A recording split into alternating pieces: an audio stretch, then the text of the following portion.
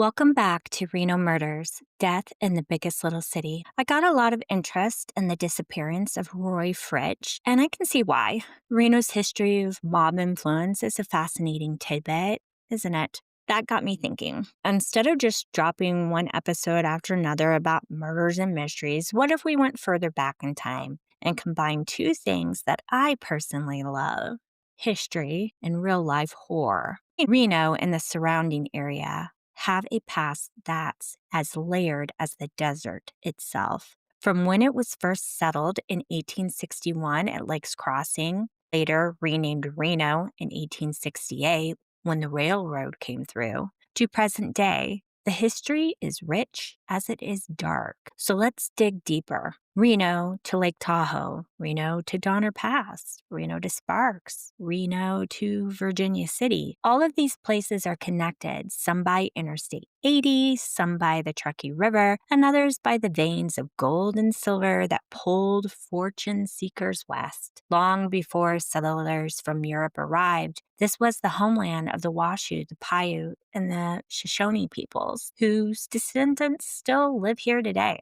The stories tied to this land range from massacres along the Truckee River to cannibalism in the Sierra Pass, to bar brawls, divorce mill murders, mob hits, saloon deaths, brothel killings, and biker gang wars. I'll do my best to lay them out and unfold it like a map so you can see how Reno's bloody past shaped the city we now know. And where do we start?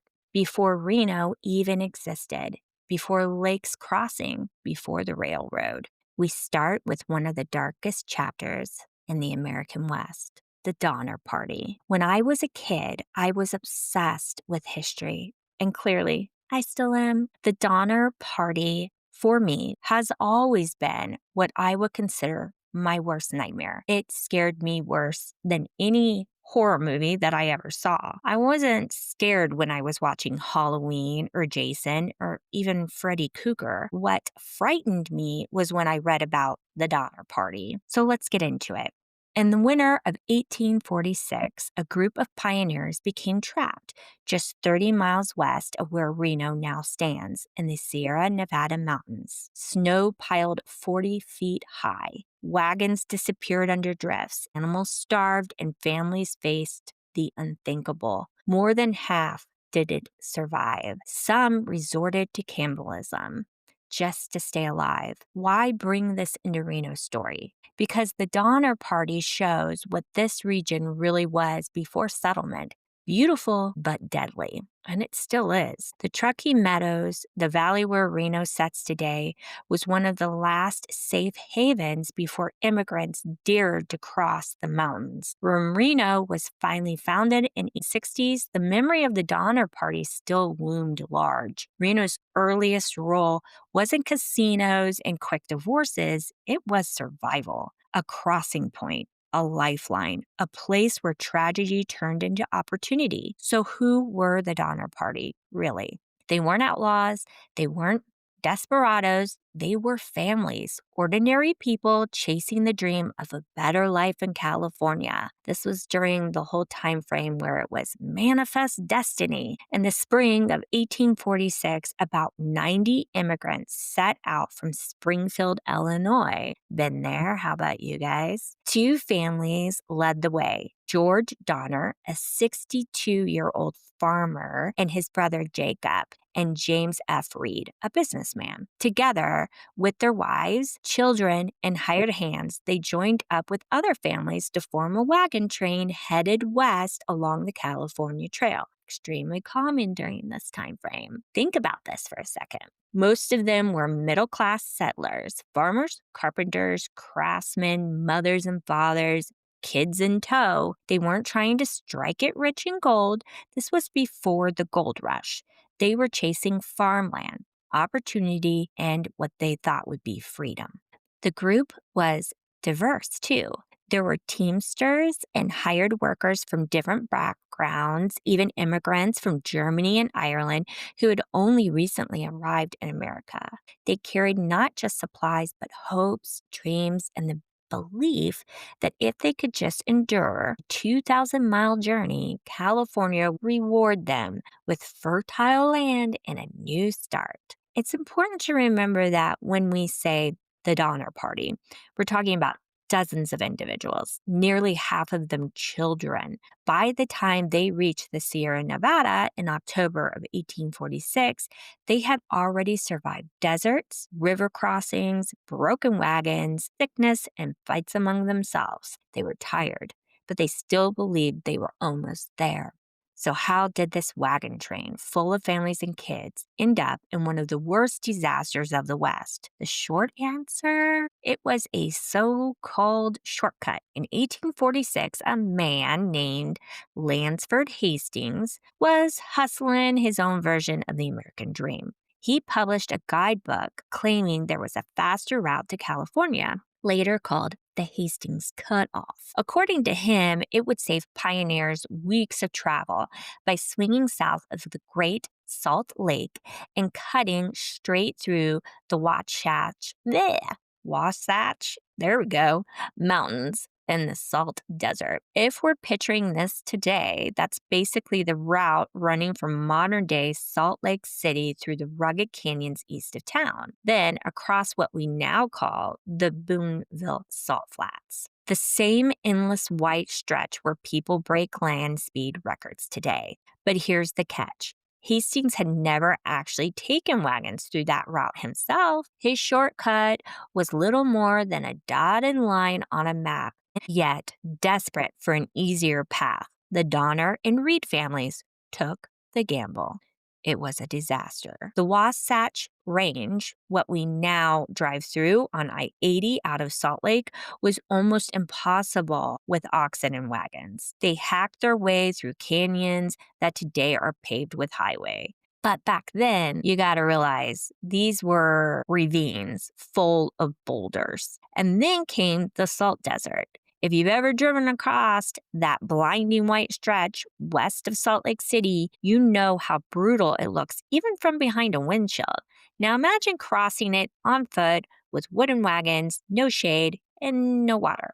For 5 scorching days, they crawled across what we call the Boonville Salt Flats. Their animals collapsed, wagons were abandoned, and tempers flared. By the time they finally rejoined the main California Trail near present-day Elko, Nevada, they had lost precious supplies, precious livestock, and maybe most importantly, precious time. And here's where it all went horribly wrong. By October, every pioneer knew you had to be over the Sierra Nevadas before winter storms hit. But thanks to Hastings' shortcut, the Donner Party was still hundreds of miles east of where Reno now sits. They were late, too late, and the mountains ahead were already starting to turn white. The Donner Party finally reached that eastern edge of the Sierra Nevada in late October. Today, if you drive west on I-80 from Reno into California,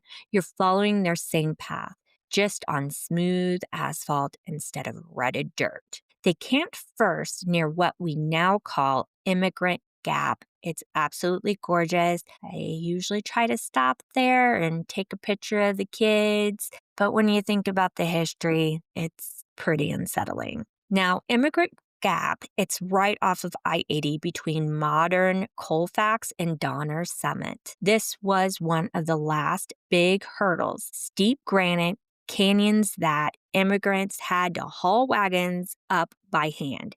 Even now, standing there, you can see how impossible it must have looked with oxen and families in tow. Pushing west, they made it as far as Donner Lake, just outside present-day Truckee, California. An adorable little town, by the way. If you've ever driven past that blue alpine lake on your way to Tahoe, that's where the party set up camp. Back then, that lake wasn't a getaway spot. It was a final chance to rest before climbing over the pass. This lake, guys, it is so pretty. It catches your eye, and now it is surrounded by houses. Several people have built homes right on that lake. But to think about what happened there and how desolate that would have been back then.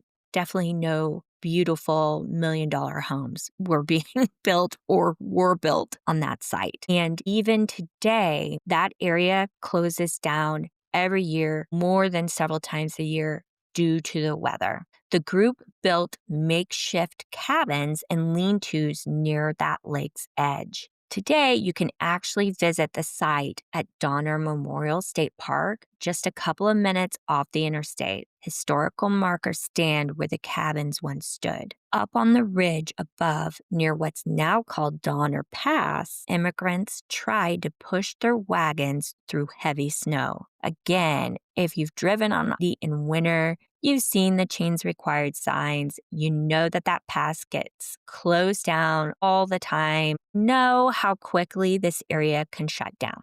For the Donner Party, it shut down on them for good. By November, the Sierra storms had started. Wagons couldn't get over the pass. Oxen were dying. The snow just kept falling.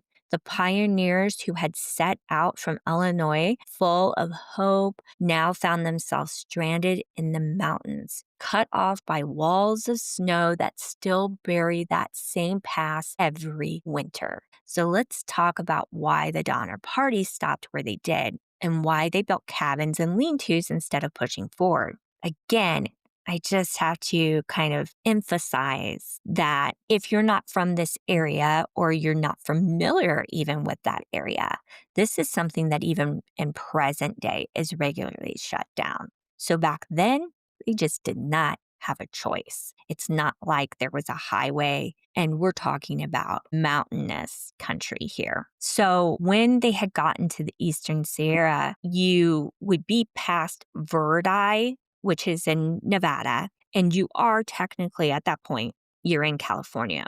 It's beautiful in the fall. Pine trees, granite walls, the air is getting colder as you gain altitude. But for the Donner Party, this was already winter. When they reached what we now call the Donner Pass, that snow had fallen deep, so deep that the wagons and the oxen couldn't get through.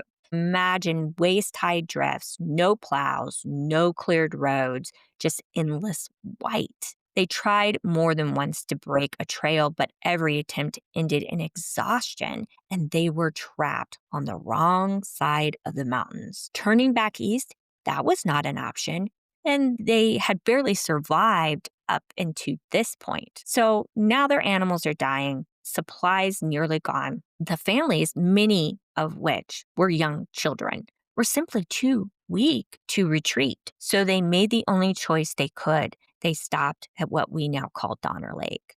It was a basin ridge with tall timber and a flat area where they could cut logs and build. It had water, it had trees, and it was the last level ground before the pass. If you've seen this area, I say a level ground, but it is smack dab in the mountains. I could see how back then it did look like that would be a good or halfway decent spot because it is nice, clean alpine water. They could drink it. And then also it's level right there around the lake, but it is surrounded by extremely high mountains. So they built these makeshift cabins and the lean-tos, as I had discussed, using tree trunks and brush to shield themselves from the wind. These weren't cozy mountain cabins. They were survival shelters. If you visit Donner Memorial State Park right near the lake, eerie standing there, knowing whole families once huddled inside those rough log walls, praying they could hold out against the Sierra winter. In their minds, it wasn't supposed to be permanent. They thought they'd wait out the storm, maybe a few days, and then continue on into California. But the storms, they didn't stop. And the cabins that were meant to be temporary shelters soon became prisons made of snow. Life inside the cabins at Donner Lake was bleak. By November, food supplies were nearly gone. The flour, the beans, the bacon they had started with were long since rationed down to scraps. Flour was stretched out into thin gruel, coffee brewed into little more than hot water. When the last flour was gone, families boiled strips of animal hide into a glue-like jelly just to have something in their stomachs. The remaining oxen and cattle were slaughtered one by one. Meat was dried and hung in strips. But by December, even that was exhausted. Families dug through snow for frozen bones, gnawed on scraps, and prayed. The cabins themselves offered little comfort, of course. They were small, they were dark, they were smoky, the gaps stuffed by mud and bark. Fires smoked more than they warmed. Snowdrifts piled high against those walls, sometimes blocking the doors entirely. Inside, the families huddled together while the wind howled and hunger gnawed at them. Death came slowly at first. The elderly grew weak and slipped away. Children, too frail to fight off sickness, died in their parents' arms. Each death drained that camp's hope and left fewer hands to gather wood or care for the living. When I start talking about this, I'm sorry, I don't know about you guys, but full body chills. At Donner Memorial State Park, you can find Murphy's Cabin, the Reed Inn Graves cabins, and the Alder Creek site where George Donner's family camped. Visitors strolled those same grounds in summer, never far from picnic tables or parked cars. But in 1846, they were filled with smoke, sickness, death, and despair. By December, the Donner Party had reached the breaking point. Food was gone. Families had eaten the last of those hides, the boiled bones into soup. They had been digging in the snow for anything edible. Starvation began to claim lives one by one. The first to die, Franklin Graves, a father of a large family, died from exhaustion. Samuel Shoemaker, Bayless Williams, and others followed. At Elder Creek, George Donner himself grew too weak to leave his tent, his body giving out while his family tried to keep him alive. With each death, the survivors faced the same impossible choice: buried their loved ones under snow and faced starvation themselves. Hunger eventually forced them to do the unthinkable. Cannibalism began quietly. Families first ate the flesh of those who had already died, never those killed outright. The decision was framed as survival, not murder. In the Graves cabin, in the Bream shelter, and among the Donners at Atler Creek, human remains were being stripped for meat. Imagine that scene: snow falling outside, smoke hanging in the cabin. The family gathered around a pot of stew that they knew contained the body of a neighbor or even a relative. This wasn't a sudden or dramatic act. It was slow, desperate, and filled with guilt. The Donner Party began with about 87 people. By the time it was over, 42 were dead. Think about that. Nearly half never made it out of the Sierra. Out of the 42 who died, historians estimate that around 20 to 25 were cannibalized. Not every person who perished was eaten, but nearly half were. Survival meant crossing a line that no one imagined they could cross until hunger stripped away the last of human choice. It became clear that waiting in those cabins meant certain death. 17 people volunteered, 10 men and 7 women. They strapped crude snowshoes together from ox bows and rawhide, a desperate invention that gave them their name, the Forlorn Hope. They left camp with a little dried meat, grimy strips of human flesh cut from those who had already died. That was their food supply. The first days were brutal. They climbed out of the basin where Donner Lake sets today, trudging waist deep through Sierra powder. Imagine trying to climb Donner Summit, the stretch of I-80 you can drive in minutes today, but you're doing this on foot through snow taller than a man, with nothing in your stomach but scraps of leather and human remains. They walked for days, exhausted, frostbitten, and starving. The meager rations didn't last long. Hunger gnawed at them until they collapsed in the snow. Franklin Graves died first. Others followed. In the freezing darkness of one blizzard, the group debated an unthinkable choice: drawing lots to see who would die so the others could eat. Accounts differ on who suggested it, but most point to Patrick Dolan, an Irishman in his 20s. Some say they even started the process, but no one was ever drawn. The storm raged, the discussion ended, and everyone just huddled together for warmth. That night, Dolan himself began to unravel. Raving from hunger and cold, he stripped off his clothes and stumbled into the snow and collapsed. By morning, he was dead. The others, desperate to live, turned to his body. His flesh was cut, dried, and eaten, just enough to keep the party moving west. When their dried meat was gone, they turned to the flesh of their companions. One woman, Sarah Fosdick, later described watching her husband Isaac waste away beside her. William Eddy, one of the leaders, pushed forward despite watching others collapse in the snow. Women like Mary Graves and Elizabeth Foster carried on even after watching their brothers die. But the darkest moment of all came days later. Two Milwaukee men, Salvador and Lewis, had been traveling with the group as guides.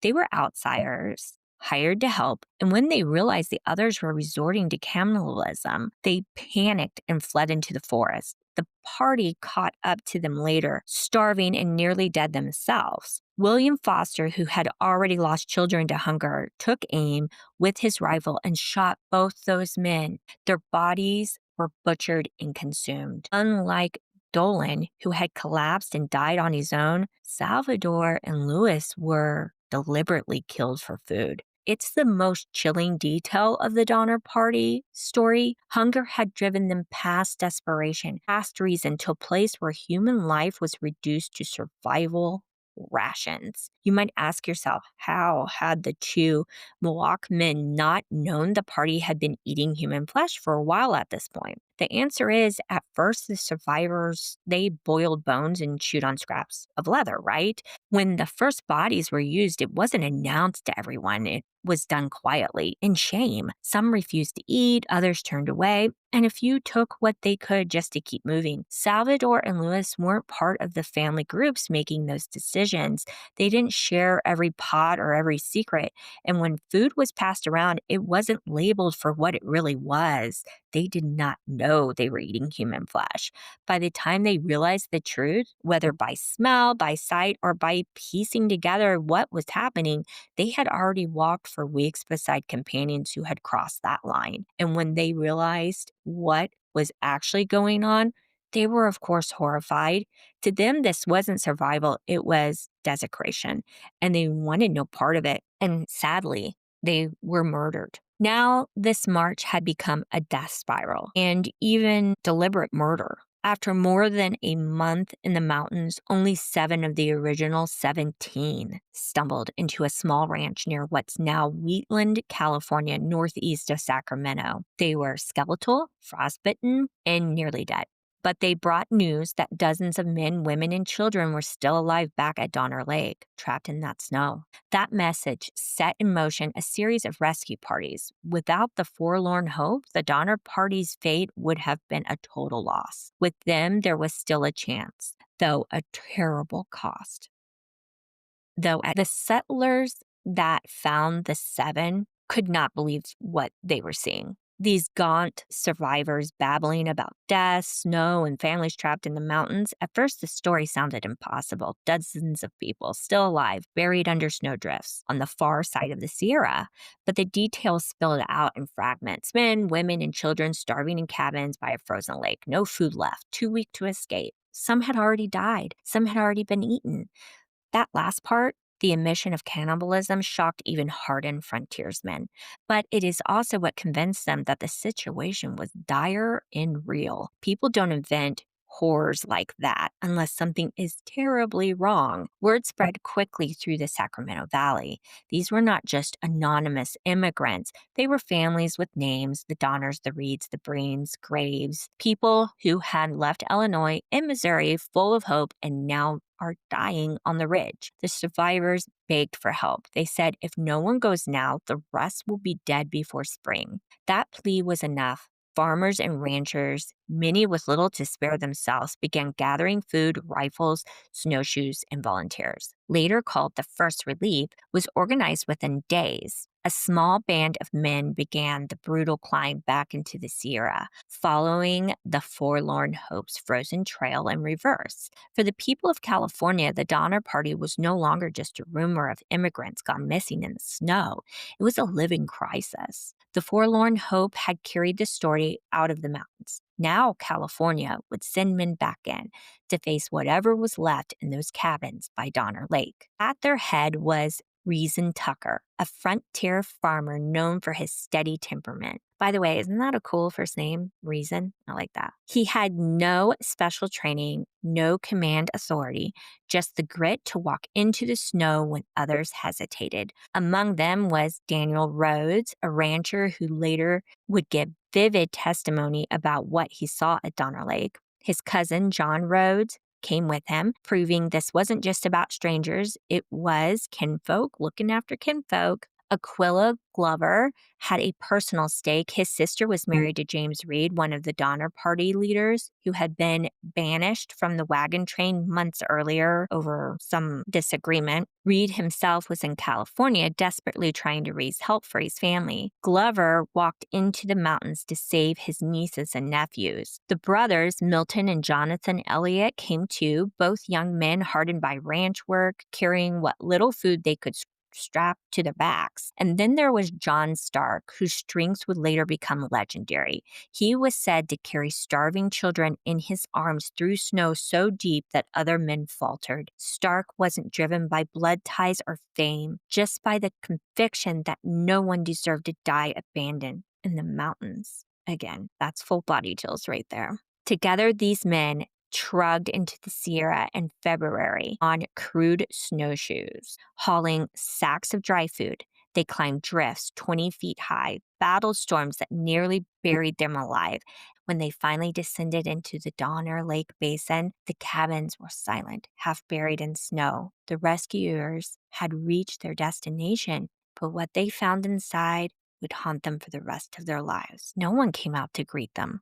The rescuers forced open the doors and stepped in. Families lay huddled under blankets, their faces gaunt, their skin waxy, eyes sunken from weeks without food. Some were too weak to rise. Others wept openly at the sight of strangers with food. And then there were the dead, bodies laid in corners, frozen and partially consumed, bones cracked for marrow, flesh missing. No one tried to hide it. The rescuers understood at once. Cannibalism had become the only way to survive. Now came the hardest decision of all, who to take and who to leave.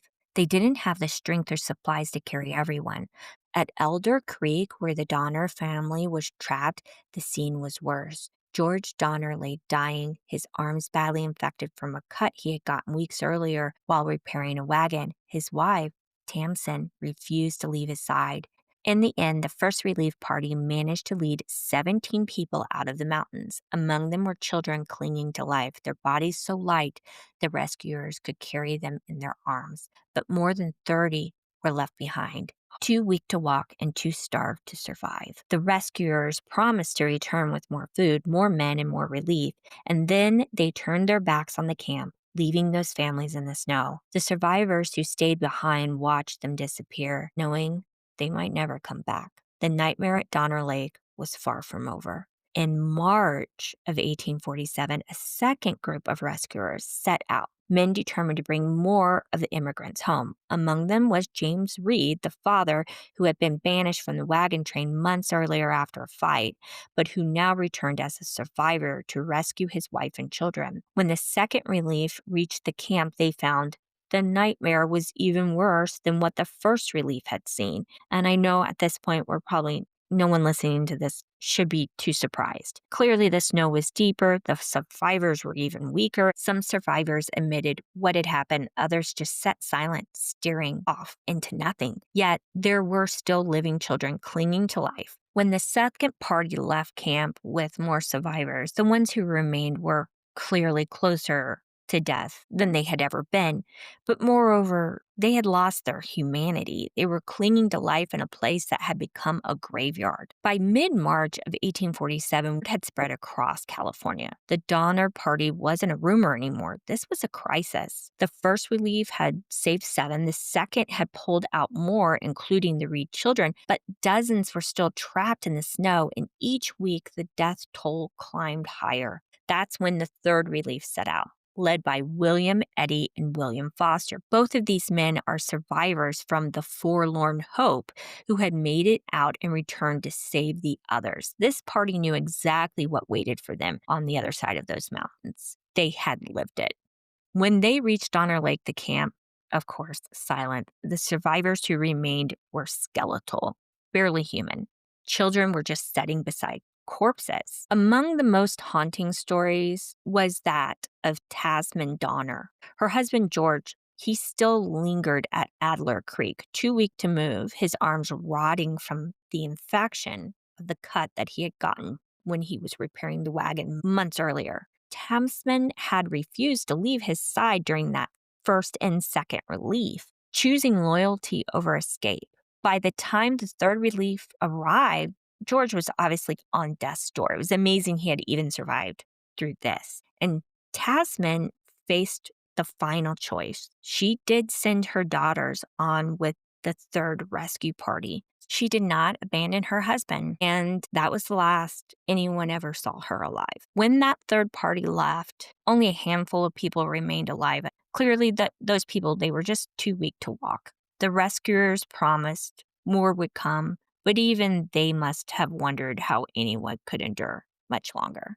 By April, the mountains had held the Donner Party prisoner for nearly 5 months. 3 rescue parties had come and gone, each peeling away survivors, but each leaving behind the weakest. The Sierra snow was beginning to thaw, but time had run out for many. The fourth relief set out late in the season. Unlike the earlier rescuers, Fallon's group came with fewer supplies and a colder eye for what they might find. When they reached Donner Lake in mid-April, the basin was quiet once again. Only a handful of survivors were left, children mostly, with faces so hollow they looked decades older. Around them were the remains of dozens who had not made it.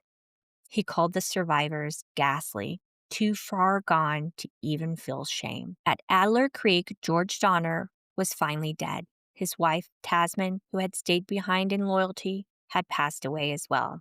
Some reports claim she was found frozen beside his body. Others whispered she had been consumed after death.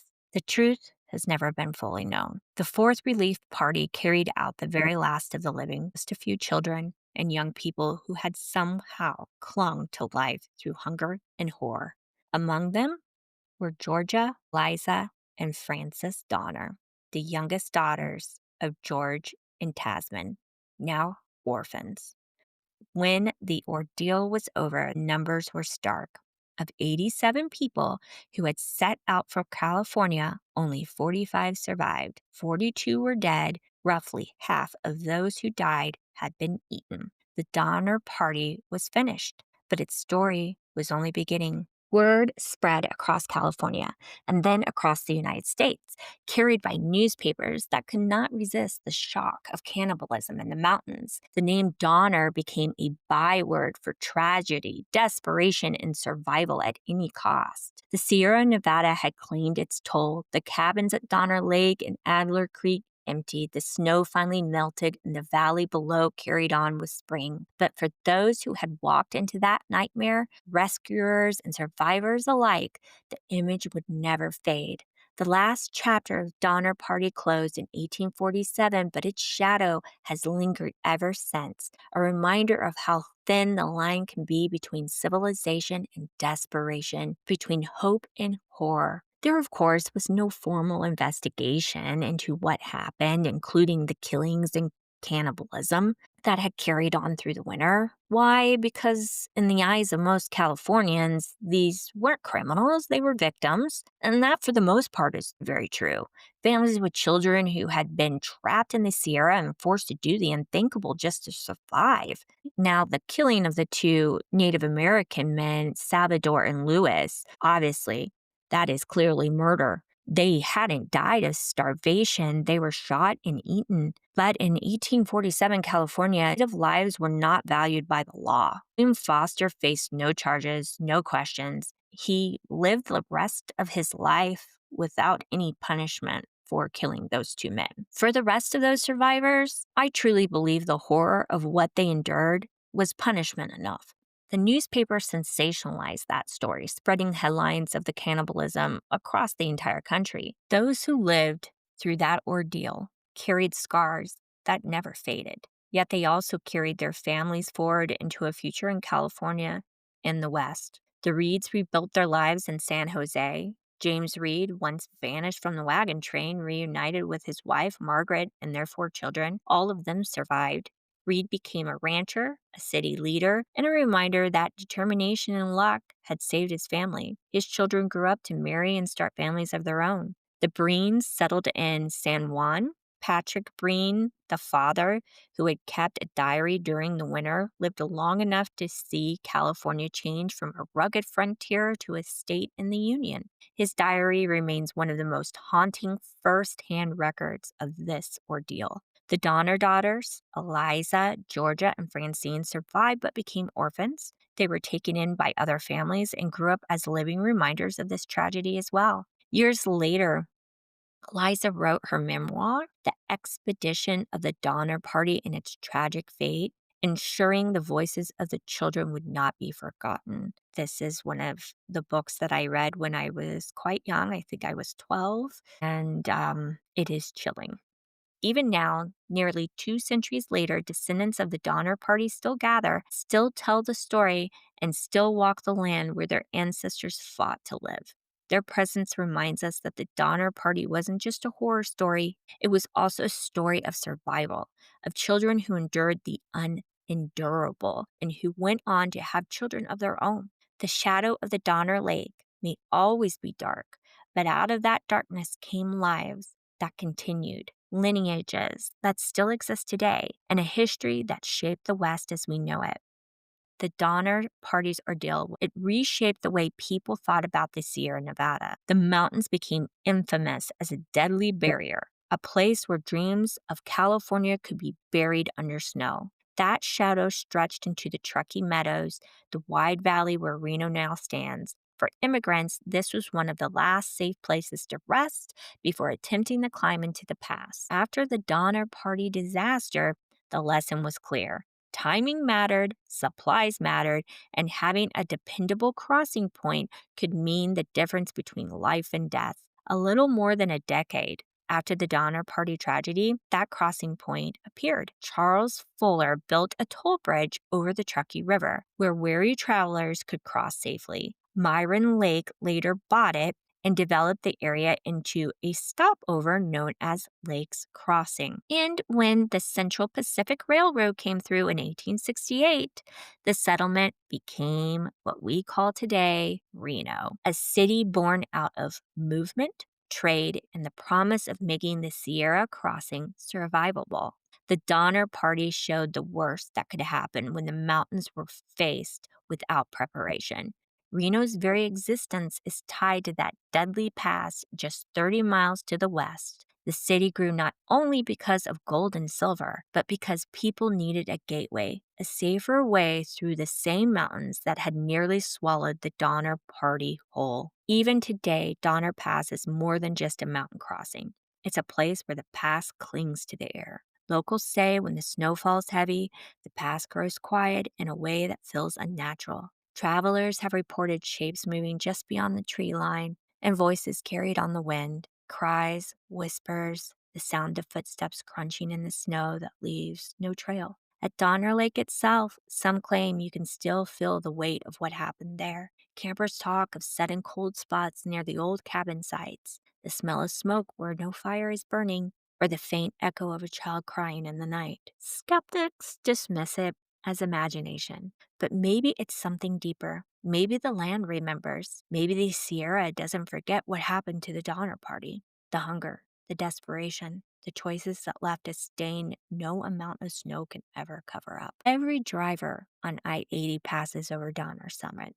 Thousands of cars every day, wheels humming across asphalt where starving families once clawed their way through drifts taller than a man. Most don't give it a thought. But if you roll down your window on a winter night and listen closely, you might just hear the whisper of 1846 carried back on the icy wind. This is Reno Murders, Death in the Biggest Little City. Stay safe out there, people.